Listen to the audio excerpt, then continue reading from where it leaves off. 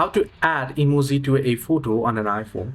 Well, to add an emoji to a photo on an iPhone, you can simply proceed to open up Photos application. So once you open up the Photos app, what you can do is you can tap on the edit option there at the bottom, and you'll be able to see option to portrait, adjust, filters, and crop.